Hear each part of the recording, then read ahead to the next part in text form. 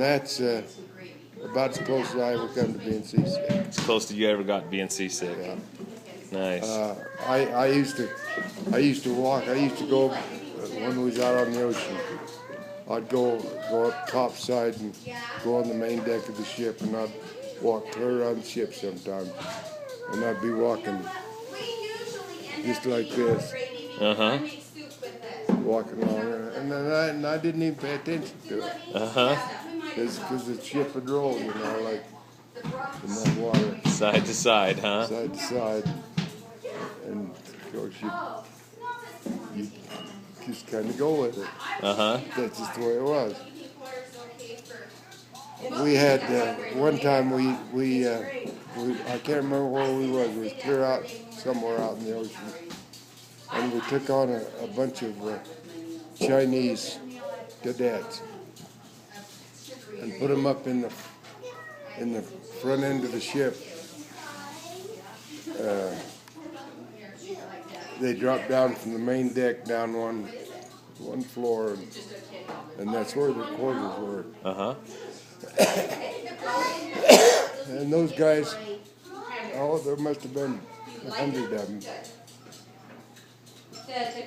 And from the time they put them on that ship till we got to where they was going and got them off, they were sick. Seasick. And they had puked in those quarters. And puked. It smelled up the whole ship. So the Chinese couldn't handle the rolling ocean, huh? I was on one ship. I was on 4 different ships out there that we transferred back. Do you remember any of them? What were their names? I can't remember the names of them. On my discharge papers, some of them was on there. Yeah. I remember the old Henry T. Allen. It was an old converted ocean liner that used to sail the oceans and transport people from continent to continent, you know. Yeah. It was a regular, it had all the fancy stuff on it. But it was an old ship. It was just something that they'd dug out of the graveyard and put back into use during the war. Henry T. Allen, I remember that. And you were on that one for a while, huh? I was on that one for a while. We went aboard that. We was out on the equator. It's clear out. I don't even know where the equator is. Way out there in the ocean somewhere. About 130 degrees. Walk around the ship and the sweat running down your body and down your legs and down into your shoes. You'd walk and it'd go.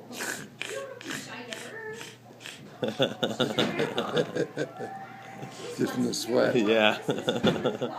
And they kept preaching to us all the time, take salt pills, take salt pills. And every time I'd take salt pills to counteract that sweating condition, I'd get sick and throw up. Oh, really? Salt pills made me sick, so I just had to put up with the heat and the sweat. But we was in that heat. We crossed that equator about 3 times. About 130 degrees. Heat, boy, it was hot. And a lot of times the oceans. I remember this one time we was for several days and nights we was cruising along out there. Way out in the ocean, and we had destroyers off to the side of us going along with us. And them destroyers were small. Our ship was like 300 feet long. A communication ship. And the destroyers were about a fourth that size. Oh, okay. And they were just like this all the time in that choppy water. And then we'd go sometimes, that water would be so smooth it was just like that rug out there. You could just look out as far as you could see from here past those mountains over there. That water would just be look like a big mirror out there. And I'd stand there and look and I'd think, you know, it seemed to me like I remember back home when I could see mountains And now I think that was just a dream. This whole world's made of water. Uh-huh. That's all you could see for days and days. All it is water. And I'd look over the rail of the ship and think how awful that'd be to end up down in that water. About 3 miles down there's more land. Yeah. But between here and there's about 3 miles. Wow. I can't think of a worse death. Yeah. I almost drowned when I was a kid. You did. Swimming out Spring Lake. You did in Spring Lake. What happened? I was out there trying to learn how to swim in Spring Lake, and over on the west bank they had a raft about half the size of this raft. Somebody had built out of just old wood and stuff. And there was about 8 or 10 young guys my age standing on that. I was out there trying to learn how to swim, and I come up and I climbed up on that with them guys. Stood there and talked to them for a little while, and then I jumped off in that water, and the water where I jumped off was kind of deep. It was probably 6, 8 feet deep there. Mm-hmm. And I couldn't swim yet. I didn't know how to swim. And I just went down. And I come up, and I come up a couple of times and gasped for a little air and didn't find any. And I thought I was drowning. And I would have, but the last time I just reached up with my hand and just grabbed the edge of that pole on the one side of that raft. Uh-huh. And drug myself up enough to get a breath of air and save my life. Yeah. Actually, and I was filled with terror. Mm-hmm. And I felt like what you feel when you're drowning. Yeah. And from then on, I had a real fear of water. I went ahead and learned how to swim. Yeah. When I went in the Navy, they'd take us out to march us from boot camp out, I don't know, a 5-mile march. We had to march in cadence for 5 miles out on this asphalt road to get out to this Mission Beach Out in San Diego? in San Diego. Yeah. And go to this big swimming pool. And we had to jump off from a big tower down into this deep water. And I'd done that just fine. Some of the guys were scared to jump off, so the big boatswain mates up on top there would pick them up and throw them off. Oh, would they?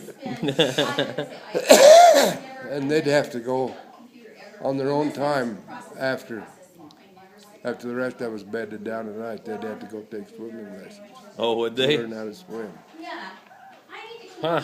And then we had to swim obstacle course. In there, we had to dive in this great big pool, big Olympic-sized pool. Dive in there and take our pants off and tie knots in the legs and throw them over our head to fill them with air and use them for a life jacket. Uh-huh. Did it work? And it worked. That was one of our lessons we learned. And it paid off, because you get out in the ocean sometimes and suddenly get torpedoed or something. Mm-hmm. And you don't have time to get on a life jacket. And so that might save your life. Yeah. And then we had to swim through all kinds of obstacles in that big pool around it. And I finished that right in the top. I was one of the top finishers in that obstacle course. But previously, like I say, I did come close to drowning, and it scared me of water. So when I'd get out there on the ocean and look down at that ocean, think, geez, that'd be a horrible thing to have to, somebody walk up behind me and throw me overboard and into that big pond of water. Mm-hmm. Be the most horrible thing I could think of. I don't know why I was in the Navy with that kind of a feeling, but I was. But I see these shows on television and I'd seen them before, and that's why I went in the Navy.